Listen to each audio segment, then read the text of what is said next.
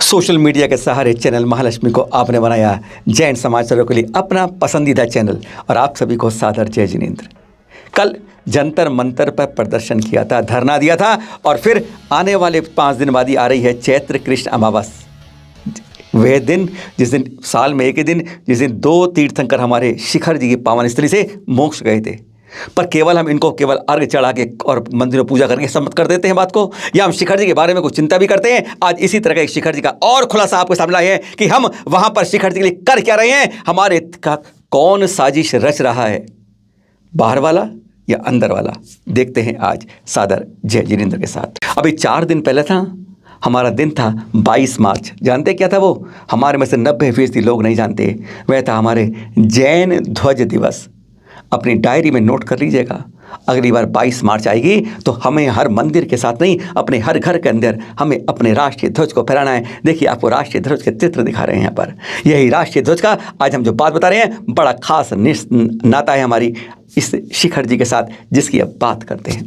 ये देख रहे हैं आप टोके, अब कुछ टोकों के नज़ारे दिखा रहे हैं आपको। इसी तरीके से हमारे दिगंबरत्व के राष्ट्रीय ध्वज के रूप में, जैन ध्वज के रूप में ये हमारा पंचरंगा ध्वज फहराता रहता है टोंक के ऊपर, दूर दूर तक पता चलता रहता है। जैसे कहते हैं इसकी आभा से हमारे ऊपर की जो ऊर्जा होती है ना, यहाँ की कण कण से समाहित होती है। कहते हैं शिखर से लेके चारों तरफ फैलती है यह ध्वजा, उसका कहते शंख नाद करती है हमारे भगवानों के तीर्थंकर को। यह पावन धरा मोक्ष धरा है। हर टोंक पर इस तरह की ध्वजाएं फहराती रहती हैं और आनंद देता है जब मन पर देखते हैं टोंक के ऊपर तो शिखरों पर इस तरह विराजमान होती हैं।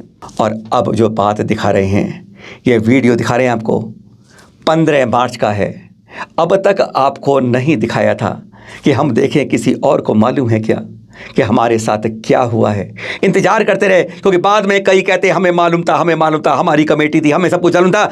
इसलिए आज हमने सबसे पूछने के बाद आज इस वीडियो को आपके सामने जारी कर रहे हैं। शर्म आ रही है इसको जारी करते करते, आंखों में आंसू आपके भी आ जाएंगे जब इसके बारे में कहानी बताएंगे।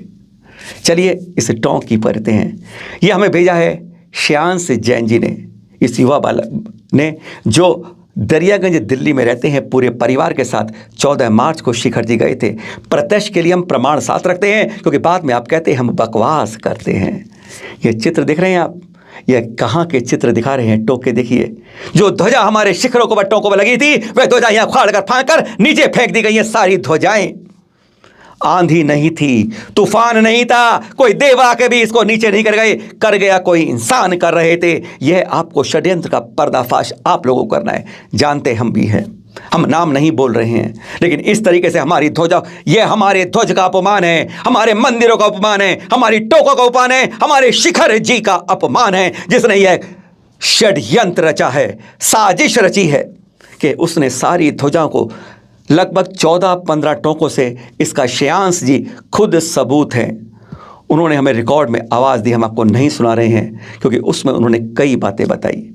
एक यही अव्यवस्था नहीं है, यह किसी को नहीं मालूम है। हमारे तीर्थ क्षेत्र कमेटी के अध्यक्ष महोदय, महामंत्री महोदय और भी ट्रस्टी महोदय और हमारी समितियाँ, कोई इस बारे में अगर किसी के कान में अभी तक जू रहेंगी हो तो बता दीजिए कि आपको पता था और आपने इसमें कोई कार्रवाई की।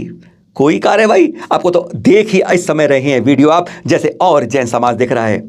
इससे बड़ा अपमान नहीं सह सकता जैन समाज, जो इस तरीके से भी खुलेआम ऐसा हो रहा है कि हमारे टोको मंदिरों से अरे जूते जा रहे थे, एक समाज वाले गए थे, मांस पका रहे थे, यह तो सुन लिया था, पर हमारी अब ध्वजाओं को ही निकालकर बाहर से इस तरह फेंक दिया जाता है। इससे बड़ा अपमान जैन समाज सहेगा क्या? और जिस उन्होंने देखा, अब यह चित्र देखिए, पीछे पीछे साधु आ रहे थे, यह चित्र उनका खींचा था। साथ में उनके साथ एक बंधु स्टिकर लगाने, सारी टोकों से स्टिकर साफ कर दिए गए हैं। हम भी हाथ जोड़कर कहते हैं बहुत अच्छी बात है, टीकों अपने स्टिकरों से नाम लिखकर कुछ भी लेकर अपने मंदिरों को अपवित्र मत बनाइए।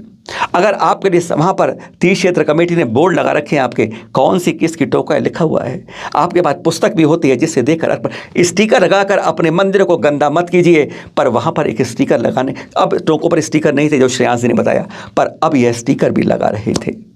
बात यहाँ ख़त्म नहीं होती है। हमारे ऊपर सरकारी ओर से हमले चल रहे हैं। दो भाई आपस में लड़ रहे हैं अदालत में, उस हालात में मालिकाना हक के लिए, जो कि सरकार कहती है यह हिस्सा तो हमारा पहले ही हो चुका। क्या गजब की बात है। सरकार एक तरफ सुप्रीम कोर्ट में मालिकाना हक के लिए लड़ाई हो रही है और यहां पर सरकार अपने नाम पर जमीन कर रही है। क्या खेल चल रहा है इस समय। कहते हैं अंधेर शहर के अंदर काना राजा बन जाता है। कुछ इसी तरीके से जैन समाज के साथ जैसे खेल हो रहा है। कहाँ दो हमारे भाई आपस में वर्चस्व के लिए हमारा अधिकार है, हमारे लड़ रहे हैं अदालत में बरसों से। उसी बीच में सरकार आती है, वो अपना नोटिफिकेशन गजट लेके इसको अपना इसे वाइल्ड लाइफ सेंचुरी बनाकर कहती है मालिक तो हम हैं, लड़ने वाले वो हैं।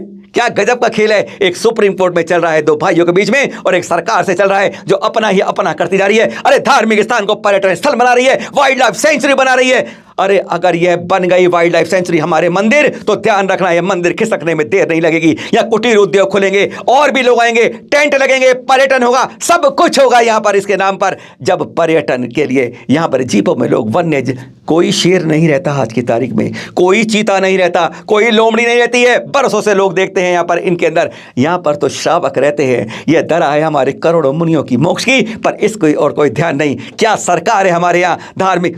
ऐसा कोई तीर्थ हमें किसी धर्म के अंदर नहीं मिला है अभी तक कि हम उसने वाइल्ड लाइफ सेंचुरी बनाया हो। पर जैनों का सबसे बड़ा तीर्थ है, इसलिए छीनने में कोई देर नहीं करनी चाहिए। हम तो यह आरोप लगाते हैं सरकार और प्रशासन के ऊपर। 8 बजे फिर मुलाकात करते आएंगे। सादर जय जिनेंद्र।